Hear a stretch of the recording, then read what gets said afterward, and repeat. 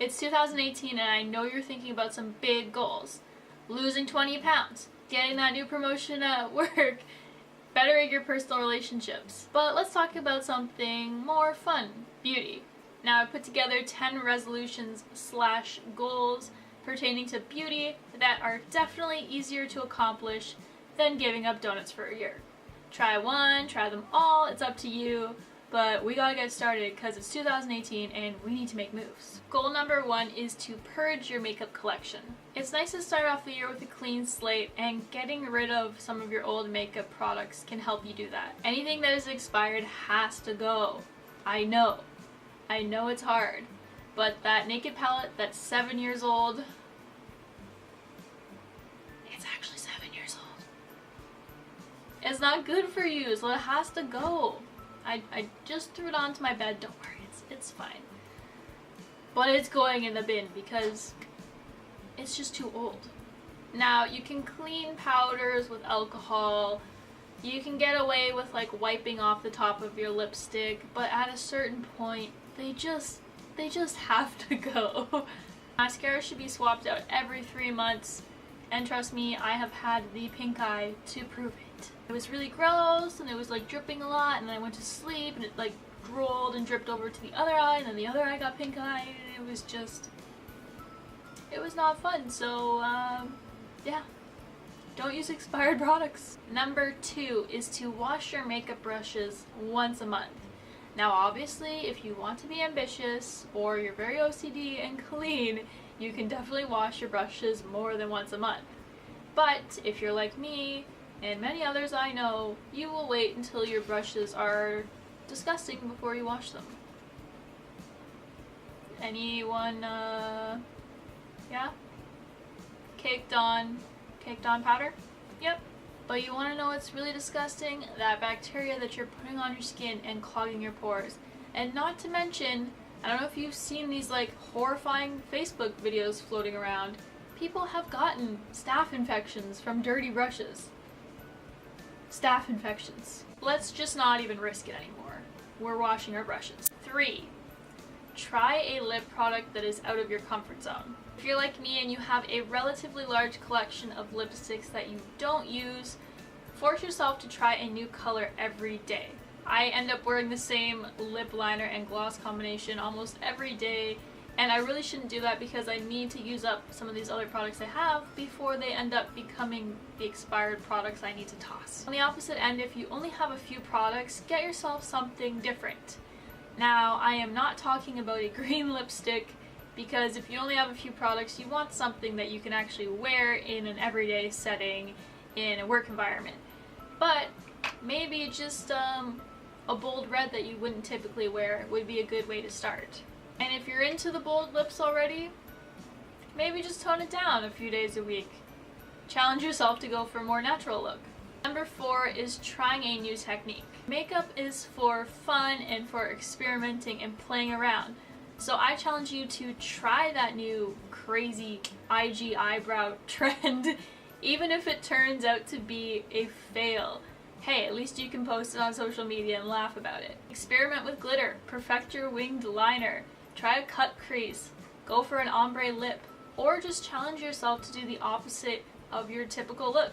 If you're a glam, full coverage queen, go for the natural look. If you're natural most of the time, try a little bit more makeup. All I'm trying to say is that if you have a bunch of makeup to work with, why not experiment and why not have fun? Similarly, number 5 is to try a new hairstyle once a week. Now, I'm gonna be honest, I am not a hair person. I hate styling my hair, but since my hair has been going gray and I've been growing it out, I've been challenging myself to do some new hair looks. Because you're never gonna learn how to French braid if you don't practice. Whether it's some wavy, brushed out curls or these double Dutch braids, whatever it is, as long as you try something new and practice, you will have fun and you will end up learning how to be better at hair. And when your hair is really, really, really dirty, knowing how to do some cool braids is definitely helpful.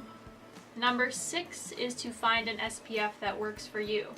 Now, I'm gonna be honest. I mean, I'm always honest, but I'm gonna be extra honest here. I have never used an SPF as part of my skincare routine, because they always break me out. Even things that have said non-comedogenic, I just end up getting cystic acne from it. Forcing myself to really research some good products and see if I can get an SPF into my skincare routine, because it's actually so important for anti-aging, and especially if you're using anti-aging skincare like retinols, it's really good to have an SPF during the day. Speaking of routines, number 7 is creating a skincare routine that you love. I struggle with washing my face every night because I get home, get into my bed, and I'm tired, and like washing my face just doesn't seem like fun. But if you really love your skincare routine, I know it's just definitely going to motivate you to take better care of your skin just in general. And maybe it'll make me just like, you know, want to get up and go start off my routine, get ready for bed, all that stuff, rather than just like eating and falling asleep wearing makeup and maybe like using a wipe to rub off half of it. I recommend really doing your research. Don't just follow what your favorite beauty guru says, because skin is something that's so personal. And I find that a lot of things that you hear are good might have ingredients that don't really react well with your skin. There are a lot of great resources online that like really delve into skincare and what is good to put on your skin and what is not. So one tip that I personally have is leaning towards a more gentle skincare routine. And once you know that works for you, you can add in a new product like one at a time. If you want to try a vitamin C cream or like a new retinol product, just add them in one at a time so you can see if your skin reacts to that poorly, and then you can pull that out of your routine. So if you start by just doing everything at once, you're not going to know what could be causing your skin so many problems. So that's my one tip for you. Number 8. Number 8 is to hit pan on a few products that you don't regularly use. If you own a lot of makeup, you know how hard it is to hit pan on something. For instance, my Naked palette, which I said was 7 years old, only hit pan on this one shade because it was a crease shade that I used all the time. But the problem is, you get one of these, then you get another palette, then you get another palette, and the addiction continues, so it's so hard to actually use up one whole palette. Now for face products, I go through a lot of concealers and a lot of powders, just typical stuff like that. Even this highlighter, this Fenty one that I didn't get that long ago, I've just been using it a lot, so I hit pan on that. But a lot of days I just go for a natural type eye look. Sometimes I just use bronzer in the crease, a little bit of my highlighter in the inner corners, and that's it. How am I going to use up this palette that I just bought kind of recently without actually putting in effort? How am I going to hit pan on Sphere? You have to put in the effort to use up some of your products. This way you'll get your money's worth, you won't have to throw them out later on down the line and be like, why didn't I use this? And also it's just going to help you be more creative, because I mean, how many looks can you really do with this neon yellow color? But therein lies the challenge. Wow, I can't hold my hands. Number 9. Now number 9 is finding some good dupes for expensive products that are in your beauty routine right now. Saving money is great, and the more money you can put into savings rather than spending on skincare or concealer or mascara, especially mascara is like, nah. If you're buying a designer mascara, just stop that, please. Now what is counterproductive here is to just go and just buy anything to test it out, because you're gonna find a lot of flops in there, and that you'll just end up wasting money. Say you're using a $30 concealer right now, but you're always searching for that one concealer dupe, and you just end up buying like, I don't know, maybe $6-10 concealers in the process of that. You're actually spending more money like just on products that you don't like and don't need. So if that's gonna be the case, just stick with what you know. But my suggestion is to really go online and research some dupes, because there are some well-known, proven dupes. I would say only go for something if it has like some great reviews and people are like, yes, this is a dupe. And if you end up liking it, then you're saving yourself some money in the long run, and you didn't waste a lot of money on all these different products trying to figure out if they were dupes for that product that you like or not. I hope that made sense. That was very much like a a rambly run-on sentence. But I do have a really good dupe for you here. This is the Physicians Formula Argan Oil, and if you're using the Josie Marin Argan Oil, getting that from Sephora, and we all know Sephora never goes on sale, you can get this for around 20 bucks Canadian, and they often have 40% off sales.